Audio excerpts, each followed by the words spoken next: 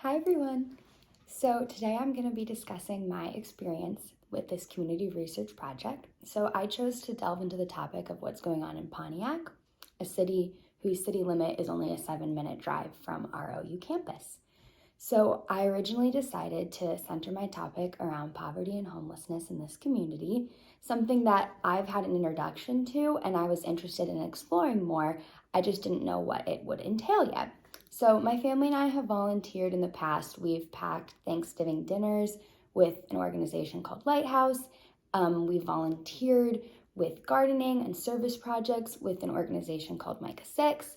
My mom regularly has worked with Oakland Hope, which is a thrift store and food pantry in Pontiac, delivering weekly groceries to a family in need that we've been connected with.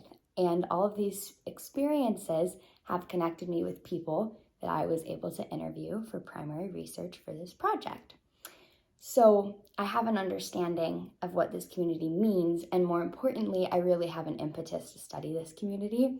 So I went ahead and conducted secondary research via the OU Library's peer-reviewed journals, and I was able to find 3 topics that I wanted to center my questions off of and relate to my interview participants about Pontiac in particular.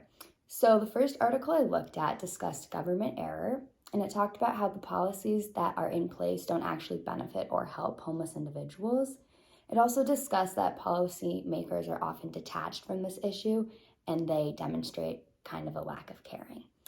Then I looked into an article that discussed the multitude of mental health issues that homeless individuals face. Specifically, they looked at students in this study who are experiencing family homelessness. And it really went into depth about the plethora of issues that they experience on a daily basis. And finally, the third article I chose talked about stigmas in the homeless community regarding race and gender of individuals represented, particularly that Black male persons are overrepresented in this community. It also presented research that states that there are stereotypes and a perception that individuals in this community are to blame for their situation and are dangerous. So I have this research in hand, and I was able to build a proposal for my project and explain how I want to create a connection between the secondary research and the interviews that I'm going to conduct to gain firsthand narratives. So I reached out to some aforementioned individuals who I previously knew through doing volunteer work in Pontiac, and I was able to interview them to build my case studies for this project. So the first person that I chatted with, her name's Kimber Bishop Yankee. She's the chair of the Oakland County Task Force on Poverty and Homelessness, and she coordinates thousands of weekly food deliveries in partial partnership with an organization called My COVID Response. She donates and supports local housing and essential food supplies, and she raises funds to pay for emergency bills for families in need. She's a super cool person. She also runs her organization called Kids Empowered, and in our conversation, we discussed the work that she's done in bringing empowerment programs to kids who are living in Oakland County in impoverished areas.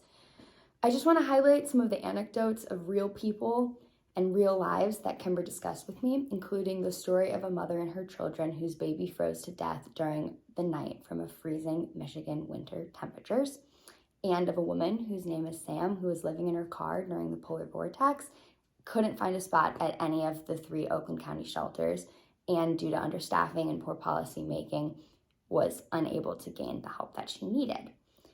I also would like to point out that there are only 3 shelters in all of Oakland County, and they're very specific to individual needs that often are unable to actually help homeless people when they need action. Kimber conveyed that the biggest issue she sees with homelessness in Oakland County is that there's a lack of immediate action in place to help individuals in crisis situations. So secondly, I interviewed Coleman Yoakum, and my conversation with him confirmed many of these findings. Coleman is the founder of Micah 6 Community, which provides outreach and service projects. He is the chair of Sprout Fresh Food Store, which supplies fresh and local produce to people in this area. And he's building Webster Community Center, which when it's completed next year will encompass a space with music, sports, and dance clinics, Head Start programs that prepare low-income children to succeed in school and life, and a long-distance learning lab from Rochester University, which is really necessary because there are no college-level learning institutes in the city of Pontiac. One of the most powerful narratives that Coleman shared in his interview is the story of someone named Jermaine Max Branner, a former drug dealer who, after doing his time, started his own gym called Max Out Fitness, where he fosters the growth and training of individuals who may have similar experiences to his. I would say the main takeaway from this interview with Coleman was similar to what Kimber has conveyed. In practice, a lot of the policies and systems in place in Pontiac regarding homelessness are often really flawed, and there's a lot of stereotypes that exist when working with constituents to try to better this situation. And finally, I was able to sit down in person, and I really shared a deep and meaningful discussion with a friend of ours, Rebecca, who's a single mother with 3 children. She's actually lived out the experience of the homeless individuals that this project is discussing. And I just really think her story is an epitome of what I'm researching. It's a portrayal of the community that would be remiss not to discuss. So some of the most important details that she shared in her story include how, when she was age 2, her and her siblings were taken away from their parents due to sexual abuse while they were living in Pontiac. When she was attending Ann Arbor Huron High School, she gained a full-ride college scholarship, but she had to escape her foster home due to continual physical, emotional, and sexual abuse. She was engaged in a 15-year abusive relationship with the father of her 3 children, and she had to turn to selling drugs as a last resort to attempt to support her family. Throughout her life, she was charged as an animal abuser in a case where she received no legal representation or an opportunity to tell her side of the story. She struggled constantly to receive housing, funds, and actual affirmative help from, for example, Section 8 housing or the Department of Health and Human Services. She experiences depression, anxiety, fear, self-blame, and PTSD from her experiences. And she dreams of becoming a motivational speaker and creating a nonprofit for people who share similar stories to herself. Through my interview with Rebecca, she really highlighted moments in her story that, at least for me, helped to humanize the way that homeless people are looked at. So I have both this secondary and primary research, and I was able to go on to create the research paper and continue to explore and analyze what all this information means. I interpreted these findings as meaning a couple things. Number one, there's a multitude of convincing conclusions between this prior secondary research and the primary research that I conducted that demonstrate that this issue of homelessness is a serious one that is both urgent and multifaceted. My thesis developed, and it states that systemic barriers and negligent policymaking lead to an undercared-for community. Stigma and stereotyping create many of the shortcomings regarding individuals within this community, and an absence of quick affirmative action perpetuates many of these issues, such as mental health problems.